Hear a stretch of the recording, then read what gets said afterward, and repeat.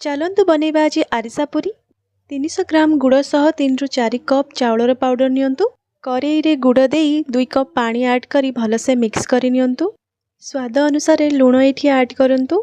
भलसे पानी फुटिला परे चाउलर पाउडर देई खली जंतिबा सहित रोस्ट करिथिबा पान मधुरी जुआणी को मुठी ऐड करी नेबी आ भलसे खली बनै नेबा। लास्ट रे खलीटी टिके स्मूथ हबा पई गोटे चम्मच घी ऐड करिछि। गोटे थाली रे घी लगे खली को बाहर करि नेबा। छोट छोट खली गोला बनै एमिति पूरी टाइप रे तैयारी करि नेबा। पैन रे तेल ऐड करी हाई फ्लेम रे तेल को गरम करि नियंतु। देन मीडियम फ्लेम को आनी पूरी आराम से छाणंतु। एमती ट्रिक फॉलो करिले पूरी गुडी को आराम से सब जाक फुलिबो। तो ये रेडी हो गला आमर टेस्टी वाला आरिसा पूरी। तो वीडियो केमती लगे कमेंट सेक्शन रे कहिबे आ सब्सक्राइब करने को जमारे भूलिबेनी। Thank you.